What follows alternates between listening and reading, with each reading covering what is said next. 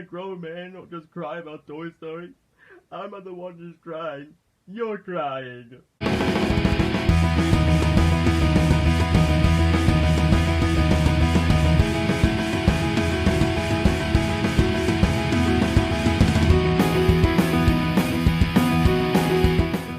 We're finally here. The end of the Toy Story trilogy. Well, there's also another one, but still. Now, I'm gonna be honest. Toy Story 3 is my favorite animated movie, and it's probably my favorite movie of all time. I'm not even joking when I say that. I adore this movie to bits and pieces.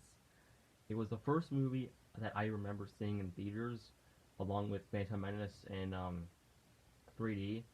But still, this was actually the first movie to ever make me cry. Yes, that is a fact. But still, let's get into the plot. Now, the plot is that um, takes place where Andy is about to go off to college, and the toys are trying to get played with one last time before Andy moves away.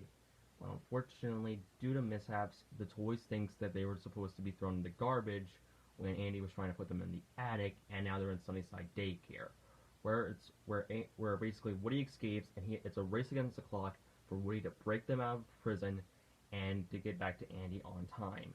So yeah, that's not going into the plot. In my opinion, this is a really good prison escape movie.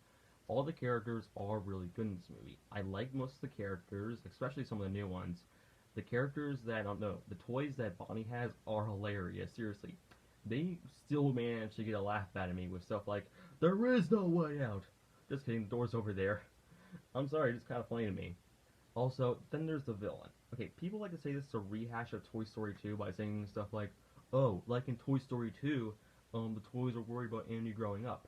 But here's the difference. In Toy Story 2, Andy hasn't grown up yet. He is still almost a teenager. Here, he has grown up, and the toys are dealing with the problem now. In fact, even in Toy Story 2, Woody even said at the end of the movie, "It'll be fun while it lasts." So, there. Now, another criticism this movie gets is with Lotso being the same as Stinky Pete. Personally, I thought Lotso was way better than Stinky Pete in my opinion, since we saw an actual backstory, like how they showed us how close he was with Daisy, and yeah, he thought got replaced. He thought that everyone else got replaced, but it was only him. So yeah. Also, the character development is really good. The reason why Bo Peep isn't in this movie is because of the fact that during the furnace scene, which I'll talk about in a minute, they thought that, oh, if we have Bo Peep and her, she'll just burn up before they get to the fires due to her being just one of those dolls that can get easily burned. But why not just have Bo Peep stay with Barbie at the trash can? I'm just saying. Also, there is one problem I do have with this movie, and it is a plot hole. Why couldn't the toys just break out during the middle of the day? That is a plot hole, and I'll fully admit it. As much as I love this movie, it is a plot hole. But still. Now let's talk about the furnace scene. This scene was traumatizing for me as a child. I thought my childhood was about to get murdered in front of me. Seriously. And also, the music just gives me goosebumps every time I watch it, with the toys all holding their hands together, embracing the fact that they're all about to burn to death. It is a well done scene and is beautiful. And then there's the ending. It always gets me in the gut.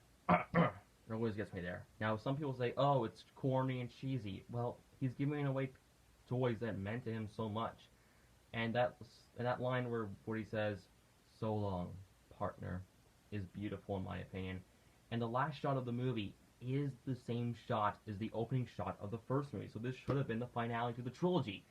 But nope, we have Toy Story 4 for some reason. So yeah. Also, people like to complain about Spanish Buzz, but I don't care. I personally found he was hilarious, and him and Jesse were kind of funny in this movie. And I like the whole prison escape aspect of the movie, since it does get more excitement to it. Personally, I think this is probably the best of the Toy Story movies. And yeah, there's not much to talk about really, since I can just go on about how much this movie is good. The animation. Okay, I want to talk about the animation real quick in case I haven't already. The animation holds up today. It looks on par with most anime movies that came out this year and last year. It is that good. And Sunnyside Daycare is actually a pretty cool place in my opinion.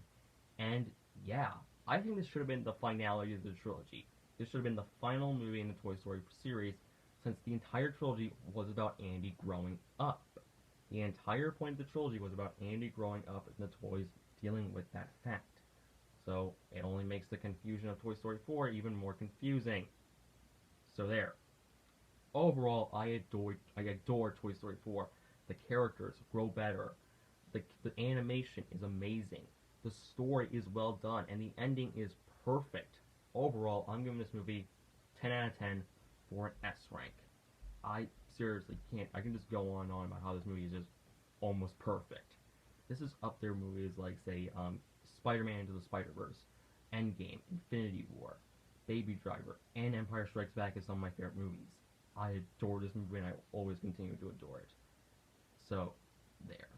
See you all later, and bye.